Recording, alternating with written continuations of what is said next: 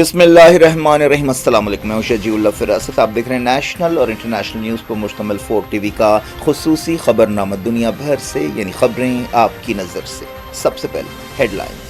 Welcome to Hidayah Islamic International School, where education meets excellence. A world-class learning environment designed to inspire young minds. Every morning begins with warmth, respect, and a welcoming atmosphere. Experienced teachers and active participation.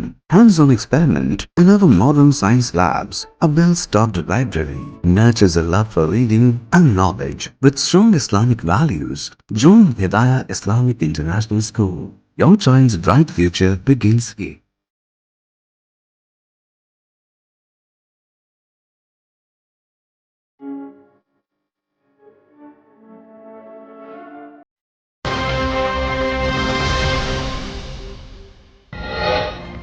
اسلام آباد MOU امریکی شکست کا اعلان ہے، سمجھوتا دباؤ کا نہیں، ایران کی مزاحمت کا نتیجہ ہے۔ OIC میٹنگ سے باقر قلیباف کا خطاب۔ ایران مزاحمت اور فوجی صلاحیتوں کے بارے میں کوئی بات چیت نہیں کرے گا، پاکستان دورے کے بعد مسعود پزشکیان کا بیان۔ مارکو روبیو کا گلف دورہ، UAE کے صدر سے ملاقات، کہا آبنائے ہرمز میں کوئی فیس لینے کی اجازت نہیں دیں گے۔ ایران کے ساتھ کسی بھی ڈیل میں خلیجی ملکوں کی سیکیورٹی اور ہرمز پر تشویش دور کی جائے، GCC نے کیا امریکہ سے مطالبہ۔ ایران امریکہ ٹیکنیکل بات چیت اگلے ہفتے پھر شروع ہوگی، پاکستان نے کیا اعلان، کہا دونوں ملکوں نے ڈائریکٹ کمیونیکیشن لائن کھولی ہے۔ پزشکیان نے مودی کو خامنہئی کے جنازے میں شرکت کی دعوت دی، دنیا بھر سے 2 کروڑ سوگوار آئیں گے۔ نیو یارک کی سیاست میں زہران ممدانی کا دبدبہ، 2 تائیدی امیدواروں نے ڈیموکریٹک پارٹی کے پرائمری الیکشنز جیت لیے۔ یورپ میں سخت گرمی، کئی ملکوں میں ٹیمپریچر 40 ڈگری ہو گیا، فرانس میں 3 موتیں۔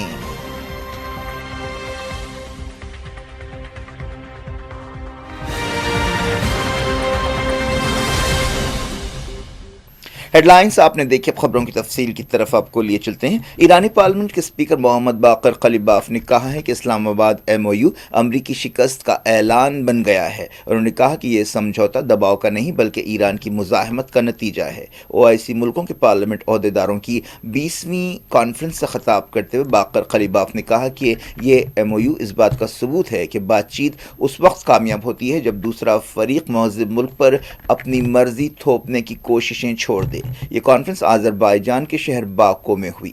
انہوں نے کہا کہ ایرانی فوجوں اور عوام کی مزاحمت اور ثابت قدمی نے امریکہ اور اسرائیل کی جارح ریاستوں کو بھاری قیمت ادا کرنے کے لیے مجبور کیا ہے۔ انہوں نے کہا کہ جنگ محض فوجی ٹکراؤ نہیں بلکہ ایک منظم کوشش تھی کہ خطے کا بیلنس بدلا جائے اور ایک آزاد ملک پر مرضی تھوپی جائے۔ باقر قلیباف نے کہا کہ ایرانی قوم نے ثابت کر دیا کہ آزاد ملکوں پر مرضی تھوپنے کا دور ختم ہو چکا ہے۔ انہوں نے کہا کہ آپ سب نے دیکھا کہ کس طرح دنیا نے ایران کی فتح اور ثابت قدمی کی تعریف کی ہے۔ انہوں نے کہا کہ پائیدار امن گھٹنے ٹیکنے سے اور دباؤ سے نہیں آتا بلکہ وقار، احترام اور طاقت سے آتا ہے۔ انہوں نے جنگ کی قیمت کا اقرار کرتے ہوئے کہا کہ اس سے سبق ملتا ہے کہ مزاحمت اور عوام کی ثابت قدمی سے مشکل حالات میں بھی جارح طاقتوں کے اندازے غلط ثابت ہو سکتے ہیں اور یہ بنیادی حقیقت ہے۔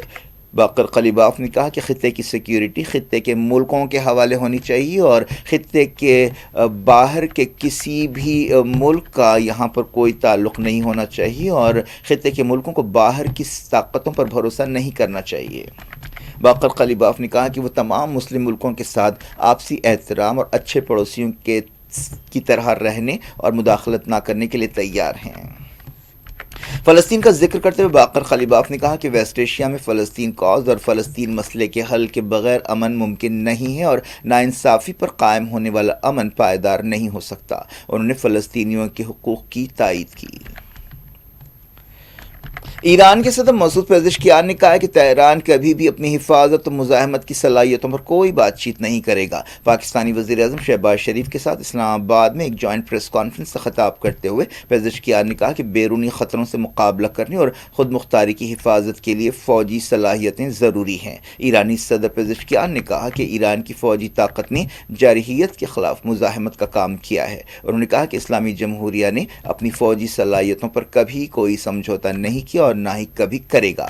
پزشکیان نے ان مغربی ملکوں پر تنقید کی جو خود کو انسانی حقوق کا چیمپئن بتاتے ہیں لیکن وہ فلسطین جیسے علاقوں میں انسانی حقوق کی خلاف ورزیوں کا تماشا دیکھتے ہیں۔ انہوں نے کہا کہ ان ملکوں کے دعوے ان کے عمل کے مطابق نہیں ہے۔ پزشکیان نے پاکستان کا دورہ کیا جہاں انہوں نے صدر آصف علی زرداری اور وزیر اعظم شہباز شریف سے ملاقات کی۔ انہوں نے امریکہ کے ساتھ سمجھوتے پر عمل کے بارے میں بات چیت کی۔ پاکستان نے امریکہ اور ایران کے درمیان اہم مصالحت کار کا رول ادا کیا ہے۔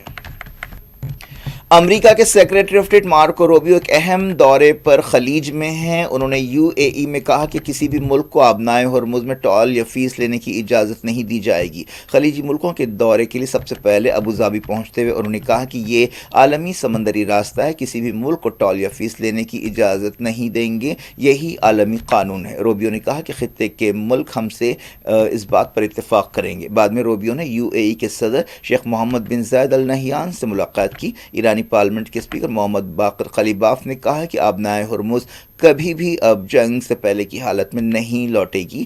حالانکہ امریکہ اور ایران نے اسے کھلی رکھنے کے لیے کمیونیکیشن لائن قائم کی ہے۔ یہ ایران اور امریکہ کے درمیان سمجھوتے کے بعد مارکو روبیو کا خلیج میں پہلا دورہ ہے۔ اس دورے کے دوران وہ کویت اور بحرین بھی جائیں گے۔ بحرین میں وہ جی سی سی کی اہم میٹنگ میں شرکت کریں گے۔ مارکو روبیو خلیجی ملکوں کے ساتھ ایران امریکہ ڈیل کے بارے میں بات چیت کر رہے ہیں اور آبنائے ہرمز کو کھلی رکھنے اور اس بات کو یقینی بنانے کے لیے کوششیں کر رہے ہیں کہ وہاں کوئی ٹیکس نہ لیا جائے۔ امریکہ اور ایران کے لیڈرز نے 17 جون کو اسلام آباد ایم او یو پر دستخط کیے تھے جس کا مقصد جنگ ختم کرنا اور آبنائے ہرمز کھولنا ہے۔ اس سمجھوتے کے بعد سوئٹزرلینڈ میں بات چیت بھی ہوئی۔ دونوں ملکوں نے پابندیوں میں نرمی، مستقل جنگ بندی اور ایران کے نیوکلیئر پروگرام کے بارے میں 60 دن تک بات چیت سے اتفاق کیا ہے۔ ایک دن پہلے خبر آئی تھی کہ امریکہ نے ایران کے $12 بلین کے اثاثے ڈی فریز کرنے کا فیصلہ کیا ہے۔ مارکو روبیو نے کہا کہ لبنان جنگ بندی ڈیل سے الگ معاملہ ہے، حالانکہ ایران زور دے رہا ہے کہ کسی بھی سمجھوتے میں لبنان سمیت تمام محاذوں پر جنگ بندی کو شامل کرنا چاہیے۔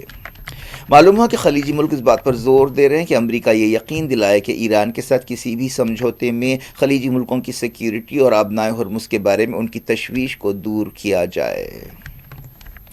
پاکستان نے کہا کہ ایران اور امریکہ کے درمیان ٹیکنیکل بات چیت اگلے ہفتے شروع ہوگی۔ پاکستانی وزارت خارجہ کے ترجمان نے کہا کہ مصالحت کار ملک امریکہ اور ایران کے عہدیداروں کے ساتھ مل کر کام کریں گے۔ پاکستانی وزارت خارجہ کے ترجمان طاہر اندرابی نے اسلام آباد میں میڈیا سے بات چیت کرتے ہوئے کہا کہ فی الحال عارضی بریک چل رہا ہے اور بات چیت جاری رہے گی۔ اندرابی نے کہا کہ مصالحت کار ملک پاکستان اور قطر کی ٹیکنیکل ٹیمیں امریکہ اور ایران کے عہدیداروں کے ساتھ کام جاری رکھیں گے اور اسلام آباد ایم او یو پر عمل آوری کو یقینی بنائیں گے۔ پاکستانی ترجمان نے کہا کہ ایران اور امریکہ نے غلط فہمیوں کو ٹالنے کے لیے ڈائریکٹ کمیونیکیشن لائن کھولی ہے۔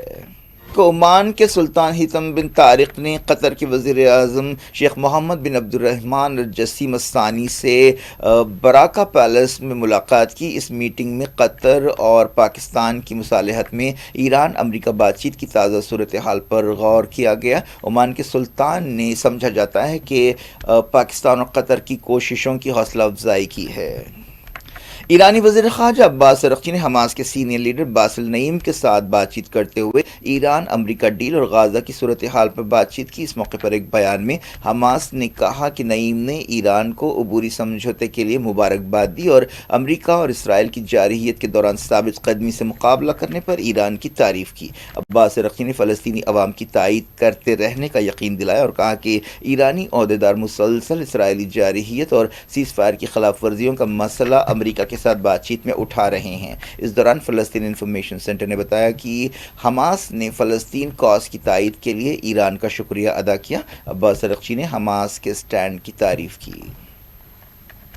قطر نے کہا کہ وہ کچھ ہفتوں کے اندر LNG پیداوار پھر سے نارمل کر دے گا۔ وزیر اعظم شیخ محمد بن عبد الرحمن نے فائنینشیل ٹائمز سے بات چیت کرتے ہوئے کہا کہ قطر ایران اور امریکہ کے درمیان عبوری سمجھوتے کے بعد LNG کی پیداوار کو نارمل کرنے کی تیاری کر رہا ہے۔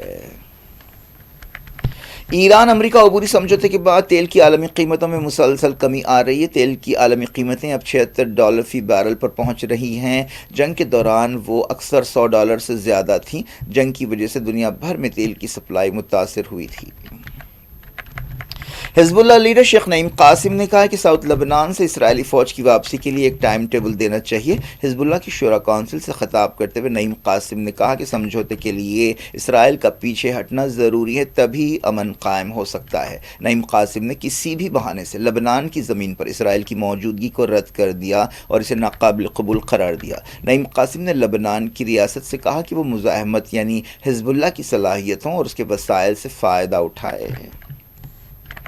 غازہ میں اسرائیل کی تازہ بربریت میں 2 فلسطینی جاں بحق ہو گئے۔ فلسطین انفارمیشن سینٹر نے بتایا کہ خان یونس کے مواسی علاقے میں ایک ٹینٹ پر بمباری کی گئی جس میں ایک بچہ جاں بحق ہوا۔ اس کے علاوہ شیخ اجلین علاقے میں ایک ریفیوجی کیمپ پر بمباری کی گئی جہاں ایک اور فلسطینی شہید ہوا۔ نیو یارک میں میئر زہران ممدانی کی تائید رکھنے والے 2 امیدواروں نے ڈیموکریٹک پارٹی کی پرائمری الیکشن جیت لیے ہیں۔ یہ امیدوار کلیئر والڈس اور ڈائرلیزا شیولین ہیں۔ ان امیدواروں کی کامیابی اس بات کا ثبوت ہے کہ نیو یارک کی سیاست میں زہران ممدانی کا دبدبہ بڑھتا جا رہا ہے۔ اس سے نیو یارک میں ڈیموکریٹ سوشلسٹوں کی طاقت بڑھے گی۔ دونوں امیدواروں نے اسرائیل کے خلاف سخت سٹینڈ لیا تھا۔ ممدانی نے ان امیدواروں کے لیے سرگرمی سے مہم چلائی تھی۔ اس موقع پر ممدانی نے کہا کہ ہم یہ ثابت کر رہے ہیں کہ پچھلے سال جون کی کامیابیاں اتفاق نہیں تھی، یہ ڈیموکریٹک پارٹی کے اندرونی الیکشنز تھے جن میں امریکی کانگریس کے بااثر رکن ڈین گولڈمین کو شکست ہوئی ہے۔ زہران ممدانی نے کہا کہ یہ الیکشنز اس بارے میں تھے کہ کون بہتر ڈیموکریٹس ہوں گے جو عوام کے لیے کام کر سکیں گے۔ یورپ میں کئی جگہ سخت گرمی پڑ رہی ہے اور ٹیمپریچر 40 ڈگری کو پار کر رہا ہے۔ فرانس میں ایک اور سخت گرمی کے دن کی وارننگ دی گئی ہے۔ بعض علاقوں میں جنگل کی آگ سے صورتحال پیچیدہ ہو گئی اور کئی جگہ بجلی چلی گئی ہے۔ حالیہ عرصے میں دیکھا گیا کہ یورپی ملکوں میں غیر معمولی گرمی پڑ رہی ہے جس کی وجہ گلوبل وارمنگ بھی ہے۔ نیدرلینڈز اور بیلجیم میں ٹیمپریچر 40 ڈگری تک پہنچ گیا ہے۔ بعض دوسرے ملکوں میں بھی ایسی ہی صورتحال ہے جن میں اسپین اور اٹلی شامل ہے۔ اس دوران پیرس میں گرمی سے کم 3 لوگوں کی موت ہو گئی ہے۔ پچھلے سال بھی یورپ میں ایسی ہی گرمی پڑی تھی۔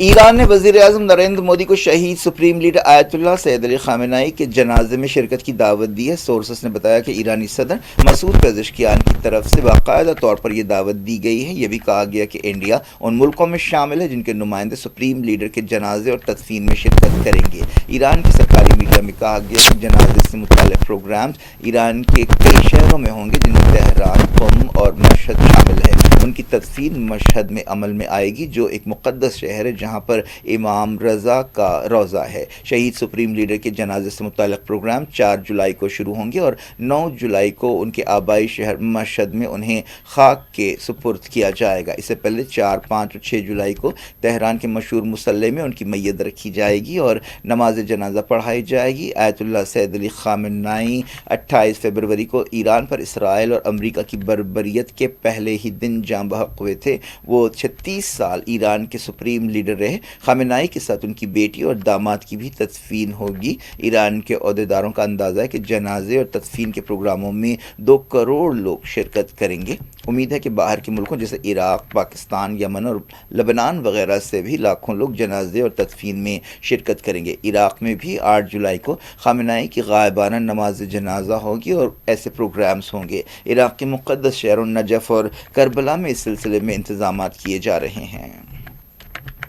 National security advisor NSA Ajit Doval نے دہلی میں چائنا کے فارن منسٹر وانگ یی سے ملاقات کی۔ اس موقع پر انہوں نے انڈیا اور چائنا کے درمیان تعلقات بہتر بنانے کے بارے میں بات چیت کی۔ اجیت ڈووال نے برکس ملکوں کے نیشنل سیکیورٹی ایڈوائزرز کی میٹنگ کے موقع پر چائنیز وزیر سے ملاقات کی۔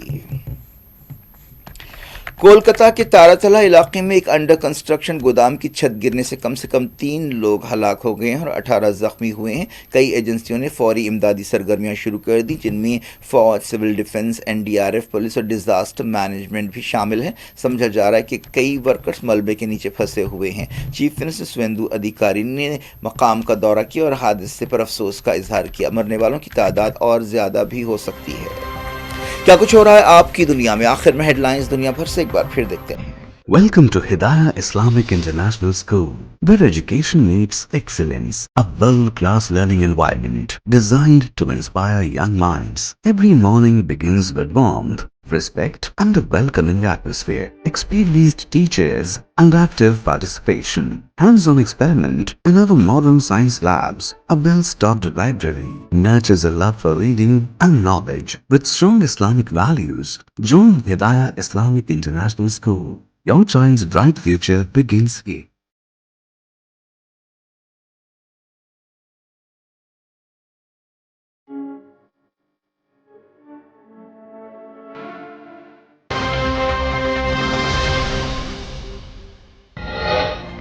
इस्लामाबाद एमओयू अमरीकी शिकस्त का ऐलान है, समझौता दबाव का नहीं, ईरान की मुजाहमत का नतीजा है। ओआईसी मीटिंग से बाकर कलिबाफ का खिताब। ईरान मुजाहमत और फौजी सलाहियतों के बारे में कोई बातचीत नहीं करेगा, पाकिस्तान दौरे के बाद मसूद पेजिशकियान का बयान। मार्को रूबियो का गल्फ दौरा, यूएई के सदर से मुलाकात, कहा आबनाए हुर्मुज में कोई फीस लेने की इजाजत नहीं देंगे। ईरान के साथ किसी भी डील में खलीजी मुल्कों की सिक्योरिटी और हुर्मुज पर तशवीश दूर की जाए, जीसीसी ने किया अमरीका से मुतालबा। ईरान अमरीका टेक्निकल बातचीत अगले हफ्ते फिर शुरू होगी, पाकिस्तान ने किया ऐलान, कहा दोनों मुल्कों ने डायरेक्ट कम्युनिकेशन लाइन खोली है। पेजिशकियान ने मोदी को खामेनाई के जनाजे में शिरकत की दावत दी, दुनिया भर से 2 करोड़ सोगवार आएंगे। न्यूयॉर्क की सियासत में जोहरान ममदानी का दबदबा, 2 ताईदी उम्मीदवारों ने डेमोक्रेटिक पार्टी के प्राइमरी इलेक्शंस जीत लिए। यूरोप में सख्त गर्मी, कई मुल्कों में टेम्परेचर 40 डिग्री हो गया, फ्रांस में 3 मौतें।